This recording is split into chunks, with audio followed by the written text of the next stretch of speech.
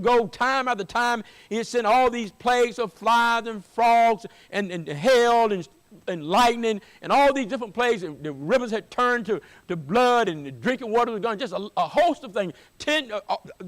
9 different plagues. And Pharaoh had just hardened his heart, would not let the people go. And eventually, of course, he says when Pharaoh would come approached by Moses, and Moses said, listen, God has said, let my people Israel go. And Pharaoh said, who is the Lord? I don't know any Lord. I don't know any Lord. Who is he that I should obey him? Who is the Lord? Now he came to find out pretty soon who the Lord was. At midnight, before the death angel came, he was calling for Moses and Aaron and said, get these folks out of the land. He said, I want them to go now. He said, don't only take the children. He said, take the cattle, take everything they have, get them out of here. By the time God got done with him, he knew who God was then. But the point is, it hardened his heart. What happened now? So Moses told the people that they were to observe this ordinance forever. He told them that it would come to pass that in time to come, their children would ask them, what mean ye by this service? And he says, this was a memorial. See, the answer would be, it is the sacrifice of the Lord's Passover, who passed over the house of the children of Israel in Egypt when he smote the Egyptians and delivered our houses. He says, when mom and dad were observing the Lord's Supper in days to come, and Passover meal and this Passover celebration, a ceremony, and it says, when your children, when your sons and your daughter come and ask you, Grandpa, Mom, Dad, what mean ye by this service? See, there's going to be the thing that you do in your Christian life or in your family, and your children will ask you, what do you do this for? And Moses said, this is a memorial that you should keep. And see, a memorial is something designed or established to bring to remembrance a person or an event. We have a memorial to 9/11 that took place when the Twin Towers came down. We have a memorial. We have one in the Pentagon, where the Pentagon was plane flew into the Pentagon. There's a memorial there now. We have all kinds of memorials around our country to symbolize and to establish, to bring to remembrance events. So the Passover was to be a reminder to Israel of how God had delivered them through and by a blood sacrifice. So it was a memorial. Then I want you to look at Deuteronomy chapter 6 for a moment. Deuteronomy chapter 6. Now they've come into the wilderness and the journeying. In Deuteronomy chapter 6, Moses gave the commands and the statutes and the judgment to the parents and to the heads of the tribes. He says in verse 1 and 2, now these are the commandments, the statutes and the judgments, which the Lord your God commanded to teach you, that ye might do them in the land whither ye go to possess it. And he lays out all the commandments there and about teaching the children when they rise up, when they sit down, and when they keep these things before them. And he gave them all those commandments there. But he teaches the nation of Israel that they might live by the word of God in the promised land. And it says down in verse number 20 now, it says this, and when thy son asks thee in time to come, saying, what mean the testimonies and the statutes and the judgments which the Lord our God has commanded you? And the answer would simply be this. Their answer would be, we were Pharaoh's bondsmen. He says, in Egypt. And the Lord brought us out of Egypt with a mighty hand, and showed signs and wonders great and sore upon Egypt, upon Pharaoh and upon all his household before our eyes. And he brought us out from thence, that he might bring us in, to give us the land which he sware unto our fathers. That's in Deuteronomy chapter 6, now in verse 21, going through verse number 25. And he says, and the Lord commanded us to do all these statutes, verse 24 says, to fear the Lord our God for all our good always, that he might preserve us alive, as it is at this day. And it should be our righteousness if we observe to do all these commandments before the Lord our God, as he has commanded us. And he says, when your children ask you in time to come, Moses, grandparents, says, why are we keeping all these commandments and all these statutes and all these judgments? Why are we doing all these things that we do, Mom and Dad? He says, you tell them that it's a reminder. See, again, this was a memorial to the mighty work of God. Then again, in Exodus, you have they're reminded of the Passover. When Moses gave the commandments, it says, your son's going to ask you in time to come, why do we do these things? Why these commandments? Why thou shalt not? Why do this? Why these restraints? Why these boundaries? Why do this? So you need to give an answer. It says, it's a reminder of the mighty acts of God, the mighty works of God. And then lastly, in the book of Joshua, now they've come to the land of promise. Moses has died, and Joshua is about to now lead the nation of Israel into the land of promise that God had been promising them since they came out of Egypt. And, of course, now Moses is dead, and God tells him in Joshua 1, after the death of Moses, he said, Moses, my servant, is dead. Now, therefore, arise, go over this Jordan, thou and all this people, that's Joshua 1 in verse number 2, unto the land which I do give to them, even to the children of Israel. And so now, God tells Joshua, I want you to take these children of Israel over the Jordan River. And so in chapter 3 and 4 is a story where Joshua now is tasked with taking the nation of Israel, all the Israelites that have come out of the land of Egypt, over the Jordan River. And in the book of Joshua, there's a story where Joshua had led the nation now of Israel across the Jordan River. God told him, you tell the priest to take this Ark of the Covenant. And when you read through Joshua chapter 3 and 4, you find that the Ark of the Covenant is referred to about 20 times. He said, I want you to, the Ark of the Covenant represented the very presence of God. He said, Joshua, I want you to tell the priest and tell the people, sanctify themselves against this day. He said, because you're going to see some miraculous things. And the matter of fact, let's read in Joshua 3, he says this. It says in verse number 2, Joshua got up early in the morning, and they commanded the people, saying, when ye see the ark of the covenant of the Lord your God, and the priests, the Levites bearing it, then you shall remove from your place and go after it. Yet there shall be a space between you and it, about 2,000 cubits by measure. Come not near unto it, that ye may know the way by which ye must go. For ye have not passed this way heretofore. He said, Joshua said, listen, people, we've not passed the way heretofore. We're getting ready to embark on some new territory, some new ground. We come through the wilderness. We're about to enter into the land of Canaan, the land that God has promised. And listen, God's already been there, already is there. We've not been this way before, so God's given us some plans for how to embark upon a new journey. So he says, for we have not passed this way heretofore. And he gave Joshua some instructions. And Joshua said unto the people, sanctify yourselves, for tomorrow the Lord will do wonders among you. And so as you read through that passage of Scripture, it said that God told Joshua what to do. Joshua did what God told him to do. The priests, as soon as they set their feet down in the brink of the water, it said that the Jordan River rose up on a heap like this, and said the people of God went across the Jordan River like they did the Red Sea on dry ground, and went across the Jordan River. And here, now when you get across, notice in Joshua chapter 4, it says, and it came to pass, when all the people were clean passed over Jordan, that the people spake unto Joshua, saying, take you 12 men out of the people, out of every tribe of man, and command ye them, saying, take you hence out of the midst of Jordan, out of the place where the priest's feet stood firm, 12 stones, and ye shall carry them over with you, and leave them in the lodging place where ye shall lodge this night.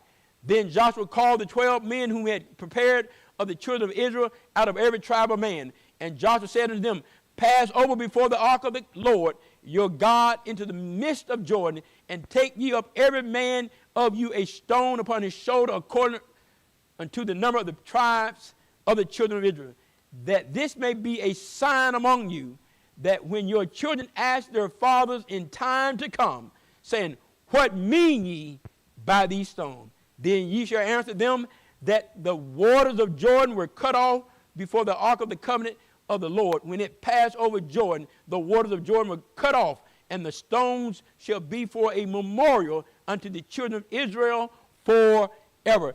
And so those 12 stones that were taken out of the midst of the Jordan River where the priest's feet stood and carried them, they were to stay the night as they crossed the Jordan River, and they were also to take those stones. They were going to put 12 stones down in the midst of the Jordan River, and then they were to take another 12 stones to place them where they were going to stay the night in Gilgal when they crossed over the Jordan River.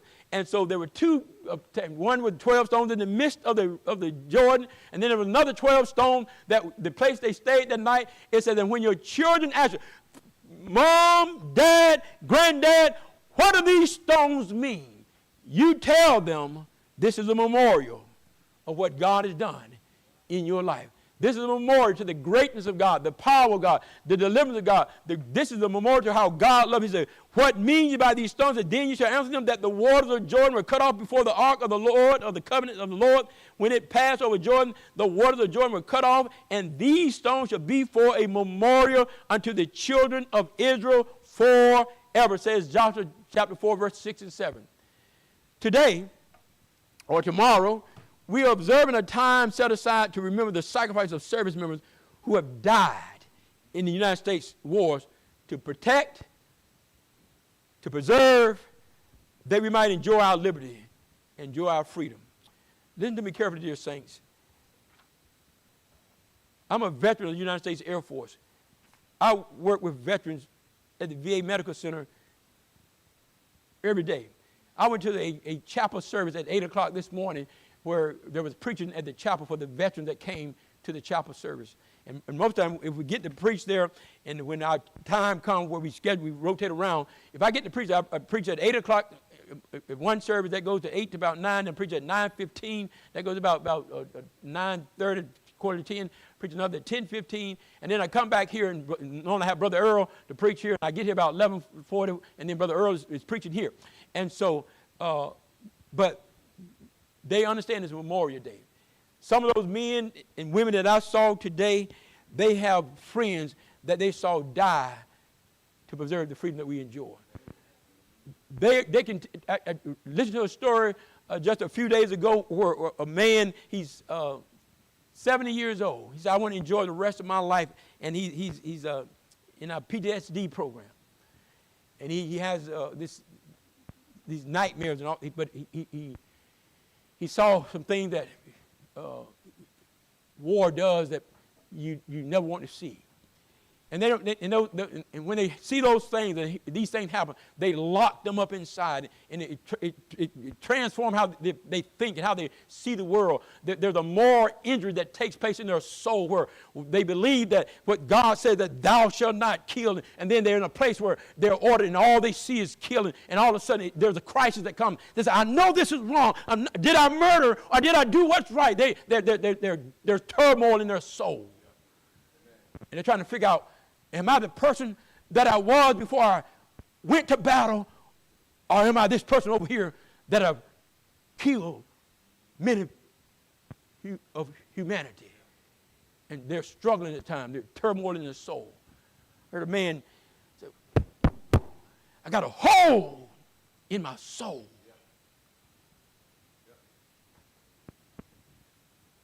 And they recount stories. And when you get them, I teach a spirituality group and spiritual identity. And the VA is concerned about their soul. See, they have come to understand in the medical profession that there's a physical needs, there's some mental needs, but men have a soul. And so they're starting to address the fact that men have a soul, and therefore they have a chaplain service. Back in 1865, Abraham Lincoln set in place that every veteran ought to have somebody to be able to minister to his soul.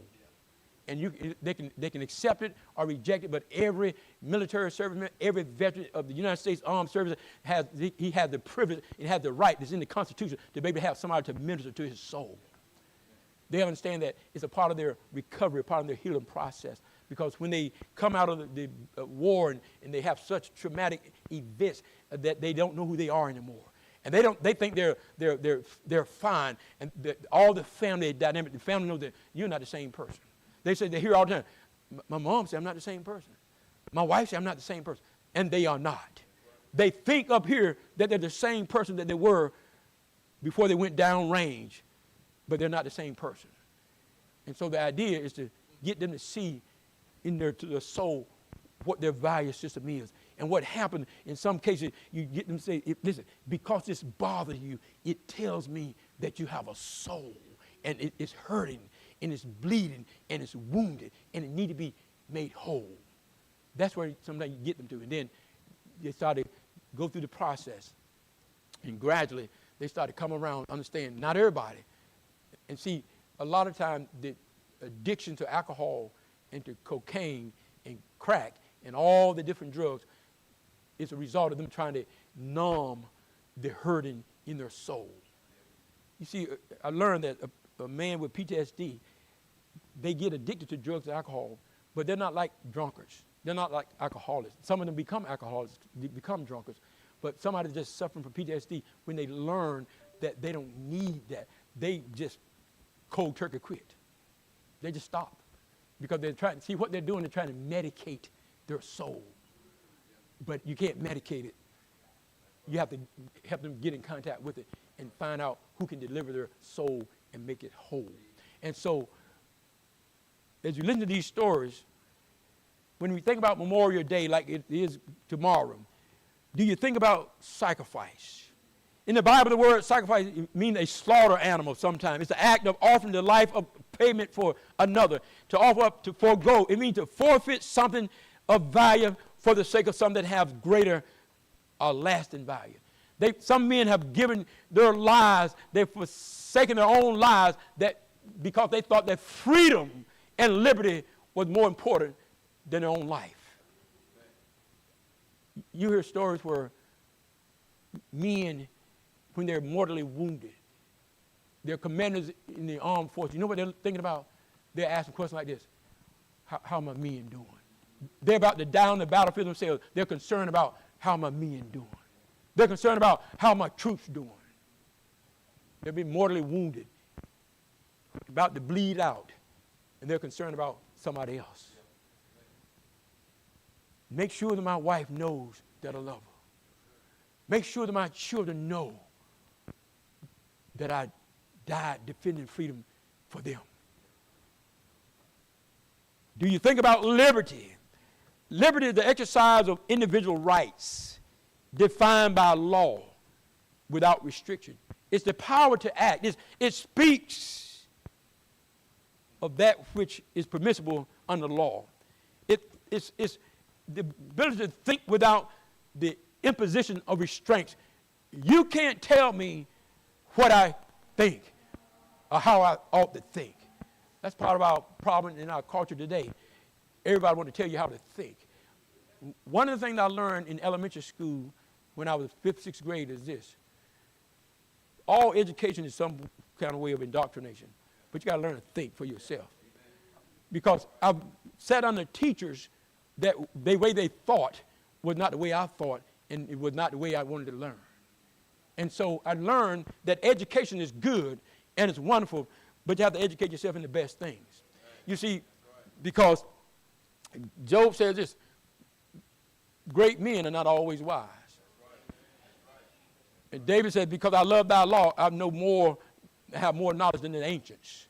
But the point is this, one of the things that happens is that our educational system stopped teaching children how to think. They wanted to indoctrinate them to think like they thought and like they think. And that's where we have they wanted young men to be emotional, and that's fine, and be in touch with their sensitivity, their feminine side, and they want young men they ought to be thinking like men. They want them to think like women. And they do. And they make decisions like women emotionally without any analysis about the consequences that might result. Now listen, it's not bad to think like a woman.